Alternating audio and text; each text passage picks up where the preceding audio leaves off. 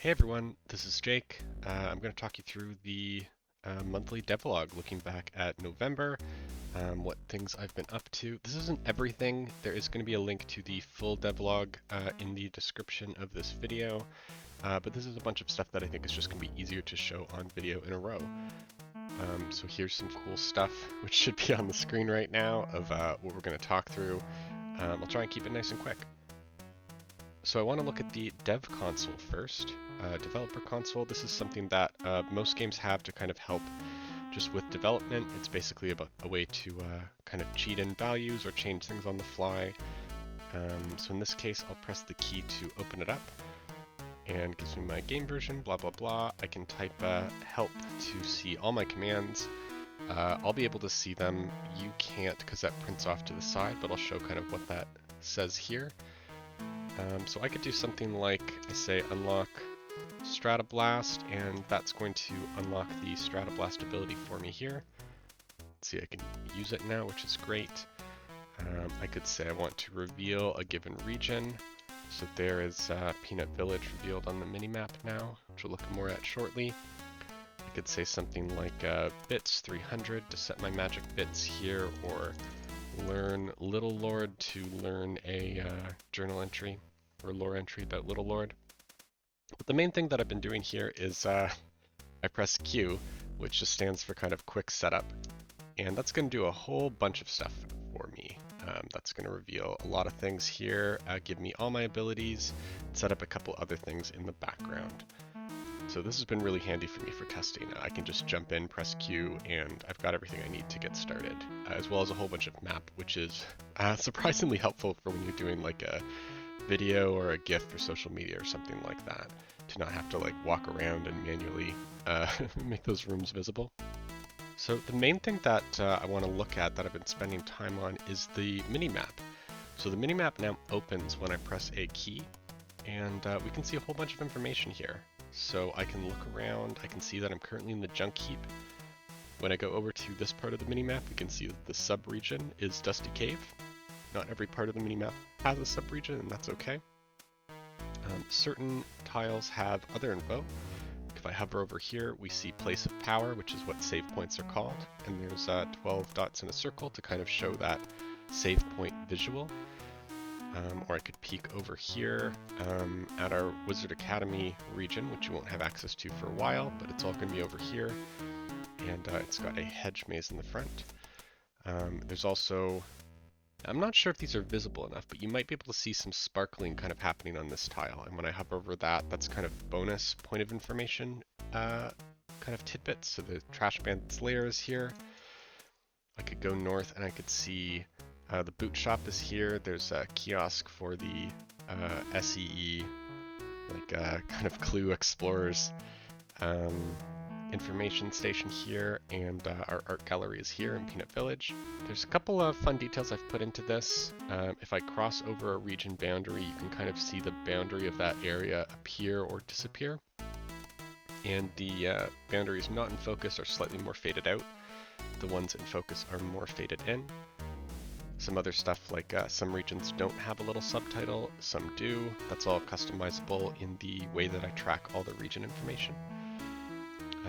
And it's nice and clean when I close it again.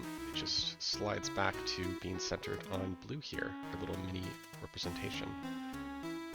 You might notice there is no save point dots under blue's feet here, even though that's what we've just established is kind of how save points work. So I'm going to walk off this one, which is where I just started my game.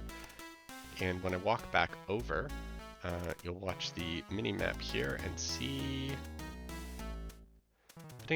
So these have to be discovered now. You might travel through a room and not spot one, or there is one that you haven't had a chance to actually step on because it's on the other side of a river or something like that.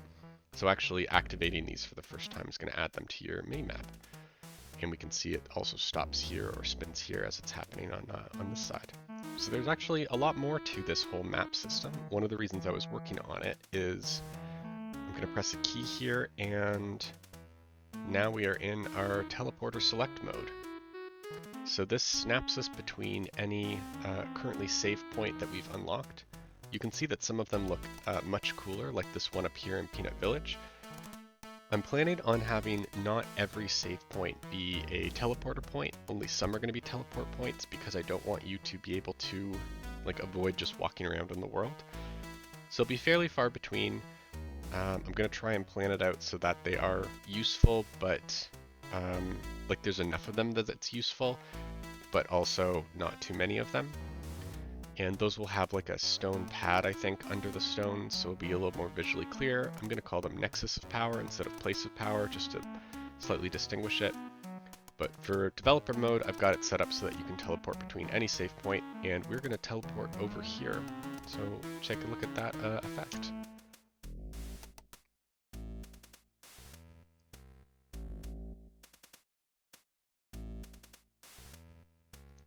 Okay, there we go.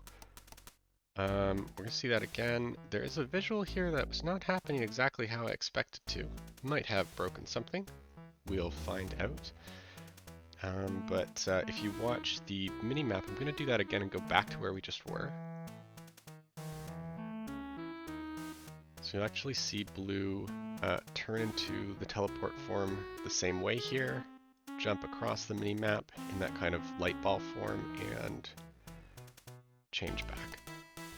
So I really want to sell when I'm looking at this map on the screen that you are not just in a bunch of disconnected game levels or rooms or whatever, but you're actually like traversing the space and you can always see the space that you're traversing as you're doing so. The next thing I want to show off is how we're handling death and respawning in-game. So I want these little tiny dust mites here to kill me so that I can show that off. So I'm going to open up the developer console, set my health to 1. That's going to drop my health vial to kind of half a vial, and now one of these things should kill me when it hits me. You watch the mini-map here, we've kind of popped into a hat form. Everything we've revealed since we last saved fades back out, and we are back here at the last place that we have saved. So saving's going to be pretty important. It will also be easy to do. There's going to be a lot of save points around. I'm never going to make you like beat a boss and then have to finish off a whole bunch of new content before you can save again or anything like that. But it does track your progress, and I'm generally not going to do that automatically for you. Maybe I'll revisit that, but I don't think right now that I will. Okay, there's one more thing I want to show here, which is a new spell that we've got and some new animations. So this spell is called Pinwheel, and I've jumped to a different room so I can show it off a little bit better. So the Pinwheel is basically 1/2 of our jump and glide spell. So if I jump and kind of hold the spacebar down, I'm going to gently fall with this magical pinwheel here. And of course I can move around while I'm using it. So let me just jump up to somewhere higher. Give a bit of a better demonstration there, right into the water. So this is just a test room for kind of explicitly for jumping around and things like that. The jump ability, I think I'm splitting into 2 spells, where one is just the ability to jump at all, at least high enough to get over these little walls. And one is the kind of slow descent. So even if you can't jump, if you like walk off a wall, you should be able to pinwheel at the last moment to catch yourself. It is hard to show off here, there's not quite enough space for it. But we'll be able to create some other challenges, like having wind going through the air, where if you're using the pinwheel, it'll carry you on the wind or keep you uplifted or things like that. So I think it'll be a good exploration tool of its own merits, just a bit more tied to what that level design happens to be. And can even hop over little fence posts like this. It's fun, it's really enjoyable to use. So the other thing to kind of show here is I've changed the visual for how blue jumps. Before it was just, there was quote unquote the jumping animation, and that stayed whether you're going up, whether you're going down, whether you're hovering or not, it was just always the same animation. So I've got a bunch of animations now so that when you're jumping up, it's different from when you are hovering down. And when you're jumping up and falling, it's also different from when you're jumping up and hovering, with your cape being kind of wider when you're hovering, and you being more like leaned back and pulled by this thing almost. It feels really good to use, very excited to kind of let testers and so on get at it eventually. We're not there yet.